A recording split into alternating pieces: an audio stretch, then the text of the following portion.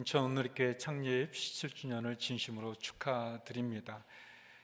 컨벤시아에서 몇 번 왔는데 그때하고 사뭇 다른 분위기인 것을 보고, 또 오늘 왜 또 장로합창단이 또 오셔서 우리 저를 너무나 잘 아는 장로님들께서 또 예배드린지 모르겠습니다. 근데 제 느낌인지 아니면은 약간 분위기인지 모르는데 장로합창단이 우리 서빙고보다 훨씬 잘했습니다. 이렇게 인철엔 그 영이 있는지 어떻게 더 잘하는 분들이지만 아무튼 오늘 제가 들을 때는 굉장히 은혜롭게 너무 좋았습니다. 우리 입당 예배 때 이곳에서 또 그동안 우리 잠깐 영상에서 보신 것처럼 9월동에서 시작되었던 인천 온누리교회가 또 긴 광야의 생활을 마치고 이렇게 입당해서 함께 이 자리에서 예배 드릴 때 그 무엇보다 우리 인천 온누리교회 성도님들이 그동안 어려우셨던 그 시간들, 또 그 수고들, 또 그 기도들이 이렇게 아름다운 예배당에서 예배 드릴 때 큰 은혜와 감사가 있었습니다. 다시 한번 인천 온누리교회 창립 17주년을 축하하고, 또 우리 김승수 목사님과 귀한 장로님들, 리더십 분들, 또 성도님들을 축하하면서 어떻게 보면 광야 생활을 마치고 가나안에 들어온 것 같은 이런 상황 가운데서 오늘 말씀에 나와 있는 내용들을 통해서 우리 인천 온누리교회 주신 H29의 비전과 또 예수 바보 행전을 써갈 수 있는 그런 말씀을 여러분과 함께 나누도록 하겠습니다. 요단강을 건넜던 이스라엘 백성들이 길갈이라는 곳에서 가나안을 정복하기 전에 먼저 세 가지의 일들을 하게 됩니다. 그 세 가지 사건은 할례를 행하고 또 유월절을 지키고 그리고 만나가 그치는 그러한 사건입니다. 이 길갈이라는 그 장소의 뜻이 이렇게 원 또는 이제 구르다라는 그런 뜻을 갖고 있습니다. 그래서 길갈이라는 지명의 뜻은 굴러간다라는 그런 뜻인데, 그 뜻을 여호수아서는 하나님께서 이스라엘의 수치를 굴러가게 하셨다, 이스라엘의 수치를 끊게 하셨다라는 그런 뜻입니다. 그 이집트의 수치를 굴러가게 했는데, 이집트의 수치라는 것은 그들이 노예로서 살았던 그런 비참한 삶을 말합니다. 이집트의 노예로서 살았던 이스라엘 백성들이 요단강을 건너게 되고 이제는 노예가 아닌 자유인으로서 그리고 하나님의 백성으로 새롭게 서게 된다는 그런 의미가 있습니다. 저는 창립 17주년을 맞이하는 인천 온누리교회가 그 광야의 생활을 그치고 이제 하나님이 우리에게 주신 인천 온누리교회에 주신 새로운 비전과 소망을 향해 나갈 수 있는 그런 시간이 되기를 소망합니다. 이 세 가지 사건을 함께 살펴보기 원하는데, 먼저 첫 번째는 할례 사건입니다. 우리 본문 우리 8절 9절을 우리 다시 한번 읽어보도록 하겠습니다. 시작. 이렇게 모든 백성들이 할례를 마친 후 그들이 나올 때까지 진을 친 곳에 머물렀습니다.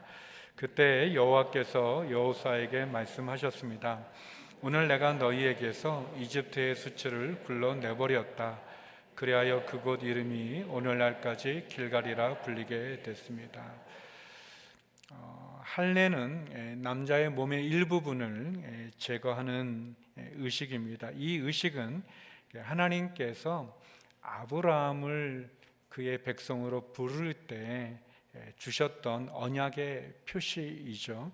우리 창세기 17장 10절에서 11절에 보면 이런 말씀이 있습니다. 나와 너 사이에 그리고 내 뒤에 올 자손 사이에 맺은 내 언약, 곧 너희가 지켜야 할 언약은 이것인데 너희 가운데 모든 남자는 다 할례를 받아야 한다. 너희는 포피를 베어 할례를 행하여라. 이것이 나와 너희 사이에 맺은 언약의 표시가 될 것이다. 할례라고 하는 것은 하나님과 이스라엘 사이에 맺은 언약의 상징입니다. 언약의 의식이죠. 그리고 이스라엘이 이제는 애굽의 노예가 아니라 하나님의 백성이 되고, 또 하나님은 이스라엘의 하나님이 된다는 의미입니다. 보통 할례를 행하게 하면 남자들이 한 일주일 정도는 움직일 수 없는 그런 고통이 따르게 됩니다. 이스라엘 백성들이 요단강을 건너서 길갈에서 그들이 할례를 행했다는 것은 세 가지의 의미가 있다고 생각되어집니다. 먼저 첫 번째는 하나님의 말씀에 순종한다는 의미입니다. 할례라는 의식을 통해서 하나님은 이스라엘 백성들이 가나안 땅에 빨리 정착하거나 가나안을 빨리 정복하는 것보다도 하나님의 말씀에 순종하기를 원하셨습니다. 여호수아 이스라엘 백성들은 그들이 그렇게 꿈꾸던 그 가나안을 빨리 정복하거나 빨리 정착하는 것보다도 하나님의 말씀에 순종하는 것을 먼저 행했습니다. 하나님 말씀 앞에서 자신들의 생각, 자신들의 의지, 자신들의 계획을 내려놓고 하나님의 말씀에 순종하는 거죠. 이 할례라는 것이 결국은 광야 생활을 끝내고 그리고 하나님의 백성답게 살아가는 그런 결단이 그들에게는 먼저 요구되었다고 말할 수 있습니다. 하나님의 백성은 하나님의 백성답게 살아야 됩니다. 성도는 성도답게 살아야 되죠. 하나님의 백성답게, 성도답게 사는 게 무엇일까요? 저는 하나님의 말씀에 순종하는 거라고 생각합니다. 두 번째, 이 할례의 의미는 하나님을 온전히 신뢰한다는 것을 말해줍니다. 가나안에 적들이 있습니다. 그 7 족속들이 있죠. 그 적들 앞에서 할례를 행한다는 것은 사실 표현이 좀 그렇지만 자살 행위와도 같습니다. 왜냐하면 이스라엘 남자들이 할례를 했다는 정보가 이 적들에게 들어가게 되면 한 일주일 정도를 남자들이 움직일 수 없기 때문에 이 적들의 공격 앞에 속수무책이 될 수밖에 없는 그런 상황이었습니다. 창세기에 보게 되면 야곱의 딸이 세겜에서 강간을 당했을 때 그때 세겜 성에 있는 남자들이 할례를 행하고 그리고 야곱의 아들들이 그들을 죽이는 그런 장면이 나옵니다.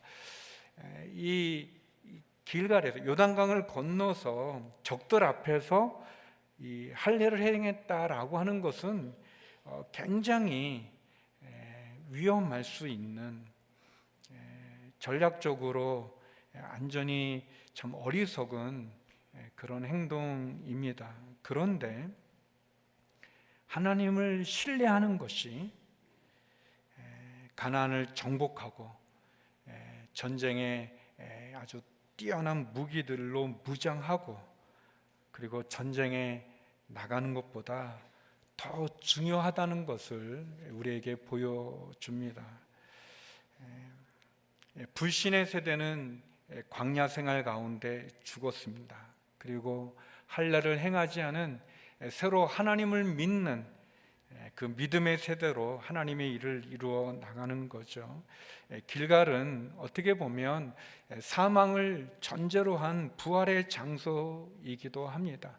우리가 하나님 앞에서 나의 모든 것을 내려놓는 그 낮아짐을 통해 높아지는 그런 장소입니다. 하나님을 온전히 신뢰함으로, 다시 말하면 내 생각을, 내 경험을, 내 계획을 하나님 앞에 내려놓고 하나님 말씀에 순종하며 하나님을 신뢰하는, 하나님을 의지하는 그런 장소의 의미도 됩니다.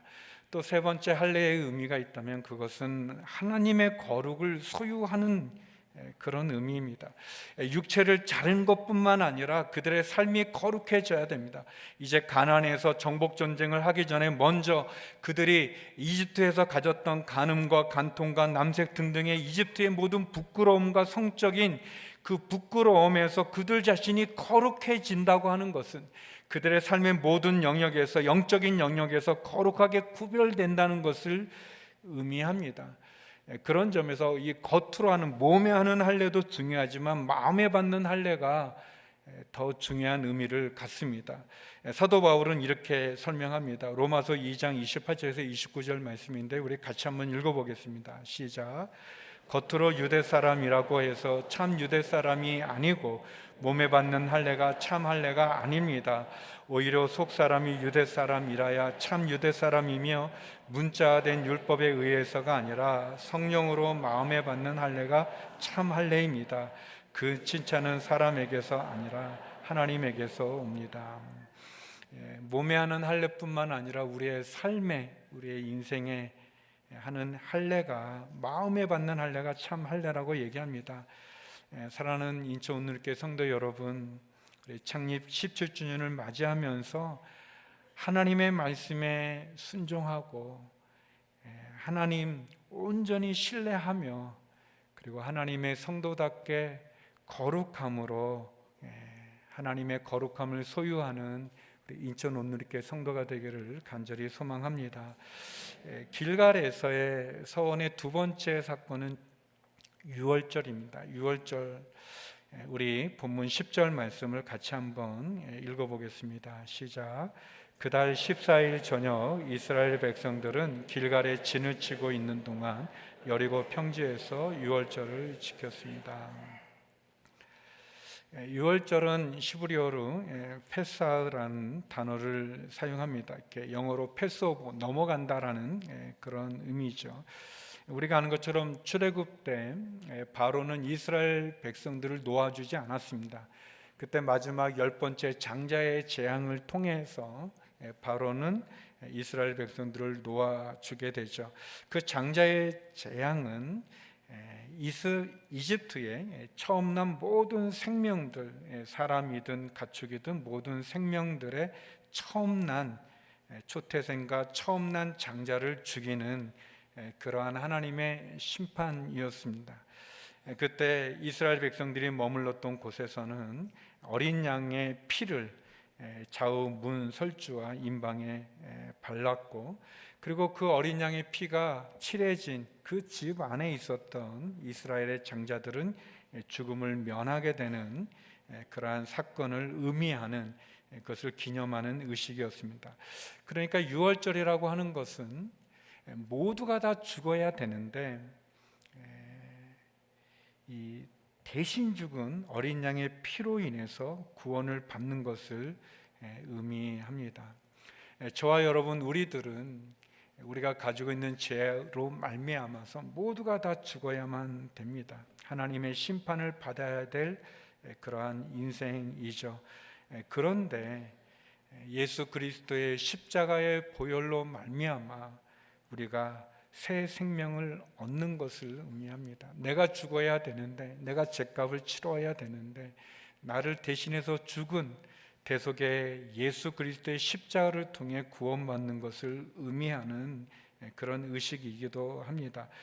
출애굽기 12장 23절에 보면 여호와께서 이 땅을 지나가시면서 이집트 사람들을 치실 것이다. 그러나 문틀 위쪽과 양쪽에 피가 발라져 있는 것을 보면 그 문을 그냥 지나가실 것이니 죽음이 너희 집에 들어가지 않을 것이다. 유월절은 하나님이 우리를 구원하여 주신 은혜에 대한 고백입니다. 그리고 그 은혜를 기념하는, 기억하는 그런 의식이기도 합니다. 유월절은 예배 회복을 의미하기도 하죠. 하나님이 우리에게 베풀어 주신 구원에 대한 은혜를 고백하고 기억하고 예배 드리는 의식입니다. 유월절은 우리로 하여금 십자가에서 죽으시고 피를 흘리신 예수님의 구원을 보여주는 그러한 의식이기도 합니다. 우리가 어떻게 구원을 받았는지를 보여주죠. 사랑하는 인천 온누리교회 성도 여러분, 십자가를 바라보십시오. 예수님을 바라보십시오. 그분의 보혈의 피가 저와 여러분을 구원했습니다. 여러분이 보실 때 제가 어려 보이겠지만 저는 손녀가 있습니다.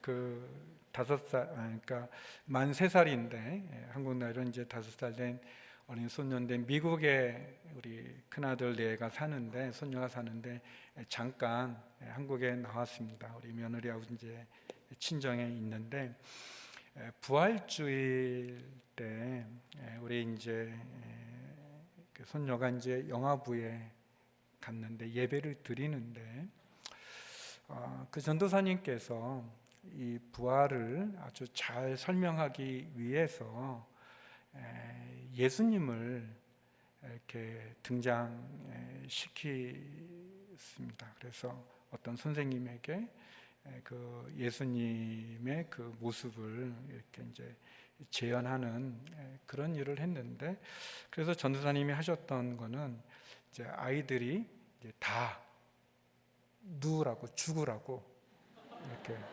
하고, 이제 예수님이 등장하면 이제 깨어나서 살게 이제 살아나는 이제 그런 설교의 내용으로 했는데, 우리 손녀는 앉아 있다가 눕지 않았어요.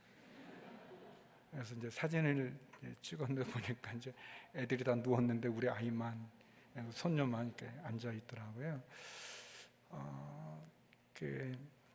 우리 손녀가 조금 이해를 못하나?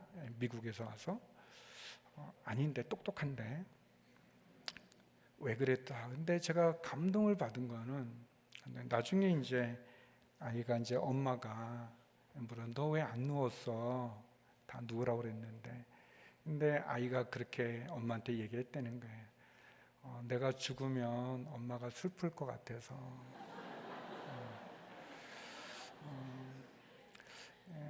사랑하는 성도 여러분, 우리들이 십자가를 볼 때, 십자가를 바라볼 때 진짜 내가 죽어야 되는데 나를 대속해서 예수님이 죽었다고 생각하시는지요? 여러분은 그렇게 믿으시는지요?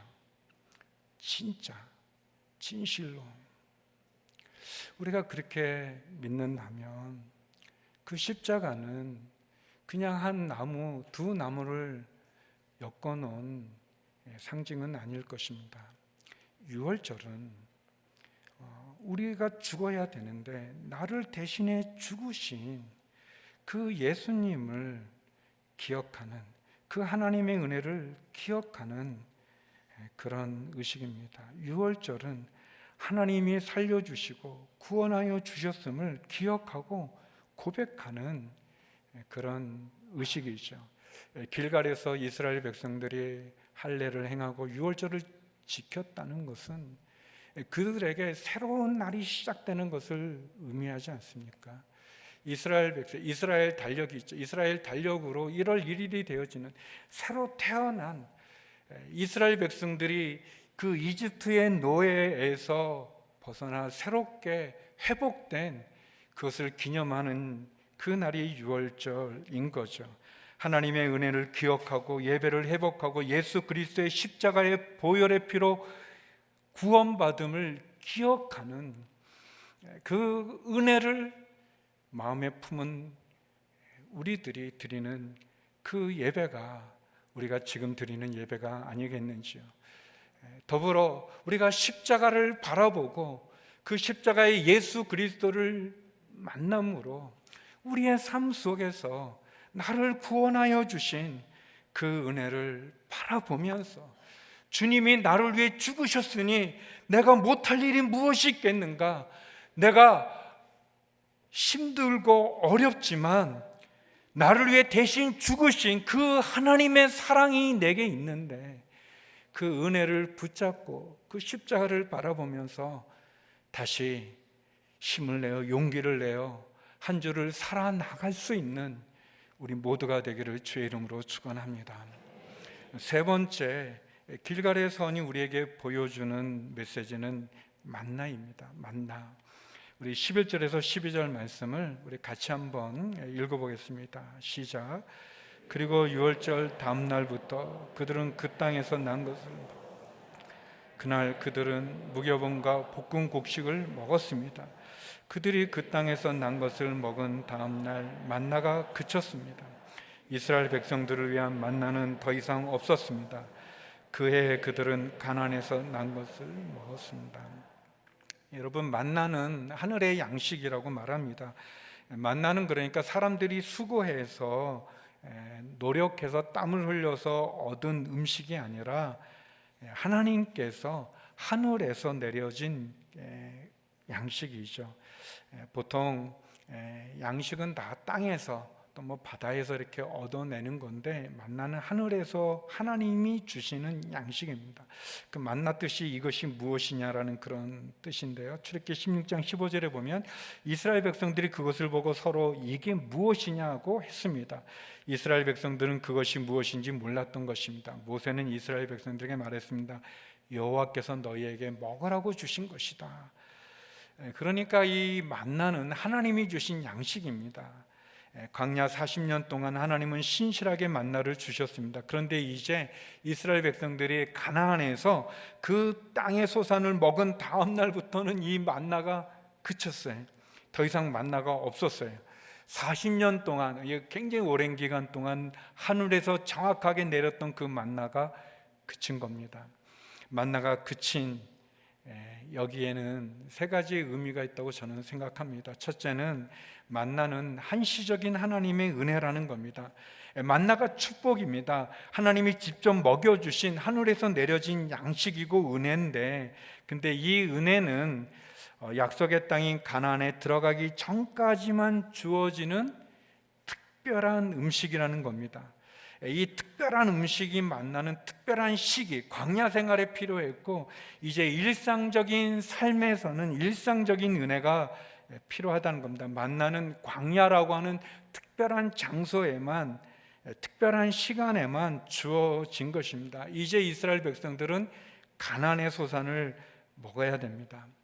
가나안의 소산을 먹기 위해 그들은 가나안을 정복해야만 됐고, 또 가나안에 정착한 이후 그들은 농사를 지어야만 됐고, 그리고 그들의 일상의 삶을 통해 일용할 양식을 해결해야만 됐습니다. 특별한 시간에 특별한 은혜를 하나님이 주시죠. 그런데 이제 일상의 삶 속에서는 일상의 삶을 통해 내가 노력하고 애쓰고 수고해서 얻어야 될 일용할 양식이 있는 겁니다. 하나님이 주는 것만 바라보아서는 안 됩니다. 이제는 하늘에서 내리는 그 만나를 바라보는 게 아니라 이제는 내가 일하고 내가 싸우고 내가 수고해서 먹어야 된다는 그런 의미가 있습니다. 또 두 번째, 만나가 그쳤다는 것은 다시 광야로 돌아갈 필요가 없다는 겁니다. 광야에서 만나가 내렸다고 해서 다시 광야로 돌아가서는 안 되죠. 만나는 광야에서 주어지는 하늘의 양식이지만 이제 이스라엘 백성들은 가나안의 소산을 먹어야 됩니다. 하나님의 선물은 가나안입니다. 하나님의 약속의 땅은 가나안입니다. 만나를 얻으려고 광야로 가는 어리석음이 있어서는 안 됩니다. 사랑하는 인천 온누리교회 성도 여러분, 뭐 그렇게 생각 안 하시는 것 같은데, 옛날이 좋았어 그러면서 컨벤시아로 가서는 안 됩니다. 여러분은 어떤지 모르겠는데, 저 같은 경우 이제 신앙생활을 하면서 제가 이제 어려웠던, 그러니까 이제 그 핍박이 좀 있었던 그런 그 중학생 시절이 있었어요. 그 핍박 받을 때 참 믿음이 없어질 수 있잖아요. 고난이 있으니까, 핍박이 있으니까 믿음이 떠나갈 수 있는데 전혀 그렇지 않았습니다. 도리어 돌아보면 그때 가장 믿음이 뜨겁고 그리고 순수하면서 열정적이었어요. 그리고 하나님의 살아계심을 부인할 수 없는 많은 사건들이 제 삶 속에 있었습니다. 제가 기도하면 그 기도가 뭐 몇 년 후에 응답되는 게 아니라 금방금방 응답되는 게 너무나 많아서 하나님의 살아계심을, 내 기도를 응답하시는 하나님을 부인할 수 없는 그런 사건들이 많이 있었어요. 많이 있었습니다. 그런데 제가 신학교를 가고 목회자가 돼서는 안 되는 건 아닌데 너무 늦게 되거나 좀 이렇게 약간 어려운 그런 일들이 있어요. 돌아보면 그때 왜 이렇게 기도 응답이 잘 됐을까? 그때는 힘들기 때문에. 그런 하나님께서 기도 응답을 통해서 하나님의 살아계시고 나와 함께 하심을 보여주신 거고, 목회자가 돼서는 기도 응답이 안 되거나 그게 좀 연장되거나 조금 기다려야 되는 그런 걸로 제 믿음이 흔들리지 않기 때문에 어떤 표적과 기적을 봐서만 하나님 믿지 않아도 되기 때문에 하나님께서 그렇게 하시는 게 아닌가, 그런 생각을 갖게 됩니다. 여러분, 우리는 광야로 돌아가서는 안 됩니다. 그때 막 그게 너무 좋다고, 하늘에서 양식이 내리니까 수고하지 않아도 먹을 양식이 있으니까 광야로 간다는 거 어리석음입니다. 하나님이 우리가 죄를 져도 우리를 용서해 주시고 기다려 주시죠. 그런다고 죄를 져서는 안 되는 겁니다. 아주 바보 같은 사람이 내가 그렇게 잘못했는데도 나를 사랑해 주신 그 은혜가 좋다고 그렇게 죄를 막 함대로 지는, 그것이 아니죠. 여러분, 만나가 그쳤다는 것은 다시 광야로 돌아가지 말라는 의미입니다. 이제는 그 땅의 소산을 먹으라는 의미죠. 세 번째, 마지막으로 성장해야 합니다. 성장해야 합니다. 저는 이게 만나가 그친 가장 큰 이유라고 생각하고 오늘 여러분과 함께 나누고 싶은 결론이기도 합니다. 만나는 축복이지만 이제는 한 걸음 한 걸음 가나안을 향해 나아가야 됩니다. 자라가야 됩니다. 이제는 하나님이 먹여주시는 것이 아니라 이제는 내가 전쟁을 치르고 내가 노력을 하고 내가 최선을 다하고 내가 수고하고 땀을 흘려 양식을 먹어야 되는 것입니다. 여러분, 갓난 아이가 엄마의 젖을 먹고 살아가지만 성인이 되어서도 엄마의 품에서 젖이나 먹으면 안 되는 거죠. 이제는 자라가야 되고 성장해야 되는 겁니다. 최선을 다해서 이제는 하나님이 주셨던 만나를 바라보는 것이 아니라 하나님이 주신 가나안을 향해 나가야 되는 것입니다. 처음 구원을 받고 어린 아이의 신앙 속에서 그때는 모든 것이 하나님 만나를 주시는 것처럼 다 좋지만 거기에 안주해서는 안 됩니다. 단단한 식물도 먹을 수 있을 만큼 우리가 성장하고 자라가야 되는 것입니다. 우리 히브리서 5장 12절 말씀 같이 한번 읽어보겠습니다. 시작. 여러분은 지금쯤 성생이 돼 있어야 마땅한데 누군가 다시 여러분에게 하나님의 말씀의 초보 원리들을 가르쳐야 할 형편입니다. 그래서 여러분은 젖만 먹고 단단한 음식은 먹지 못하는 사람들이 됐습니다. 성도 여러분, 우리는 끊임없는 훈련과 연단을 통해서 선과 악을 분별할 수 있는, 그리고 말씀의 초보를 버리고 성장하고 성숙하고 그리고 그 말씀의 증인으로 자라가야 되는 겁니다. 우리의 신앙이 어린 아이의 신앙에서만 머물러서는 안 되는 거죠. 갓난 아기 젖만 먹어야 되는 신앙에 머물러서는 안 되는 것입니다. 우리는 단단한 식물도 먹을 수 있는, 자라가는 그런 성인으로 성숙하고 성장하는 하나님의 증인이 되어야 되는 것입니다. 우리가 창립 17주년을 맞이하면서 우리를 돌아보면서 다시 한번 할례와 유월절 만나를 통해 구원을 베푸는 하나님의 은혜를 우리가 경험하면서 우리와 함께 하시는 하나님을 기억하고 그 하나님을 의지하고 더 깊은 성장과 성숙을 이뤄나가는 저와 여러분이 되기를 주의 이름으로 축원합니다. 더 이상 제 노예로 살아가는 것이 아니라 하나님 앞에서 다시 한번 현재에 안주하거나 만족하는 것이 아니라 우리 앞에 놓여진 가나안을 향해서 믿음의 행보를 내딛으며 엑지 19의 비전을 써가며 예수 바보 행전을 써가는 우리 인천 온누리교회가 되기를 주의 이름으로 축원합니다. 우리 시간 함께 기도했으면 좋겠습니다. 우리 같이 기도할 때 하나님, 혹시 내가 하늘의 만나만 바라보고 아직도 어린 아이와 같은 젖만 먹는 신앙에 머무르지 않았나 모르겠습니다. 하나님, 다시 한번 하나님 앞에서 성장하게 하시고 성숙되게 하여 주시고 하나님, 하나님이 내게 허락하신 그 가나안을 향해 나아가는 그런 인천 온누리교회가 되고 또 나의 믿음과 신앙이 되게 하여 주시옵소서. 십자가를 바라보고 예수님을 바라보며 나가는 저희의 믿음 인천 온누리교회 되게 하여 주옵소서. 우리 함께 기도하며 나가겠습니다. 같이 기도하시겠습니다. 거룩하신 아버지 하나님, 주의 은혜와 은총을 간절히 구합니다.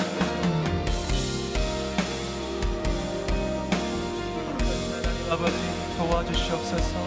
하나님 아버지, 오늘 우리 인천 온누리교회를 주 앞에 의탁합니다. 하나님 아버지, 우리 인천 온누리를 통해서 하나님의 놀라운 일을 이루어 주시옵소서. 하나님 아버지, 어린아이의 신앙을 버리고 성장의 길, 성숙의 길을 걸어가게 하여 주시옵소서. 하나님, 광야를 지나 약속의 땅을 향해 나아가게 하여 주시옵소서. 하나님 아버지, 행하여 주시옵시고 기름 부어 주시옵소서. 역사하여 주시옵소서. 도와주시옵소서. 쉽게 기도하며 나가는 모든 영혼들, 모든 심령들을 붙잡아 주시고 하나님, 새 일을 이루어 주옵소서. 새 역사를 이루어 주옵소서. 사랑하는 주님, 감사합니다. 아버지 하나님, 창립 17주년을 맞이하여 지금까지 함께 하신 하나님을 찬양합니다. 하나님 아버지, 오늘 우리가 하나님 광야를 지나 약속의 땅을 향하여 나아가게 하여 주시옵소서.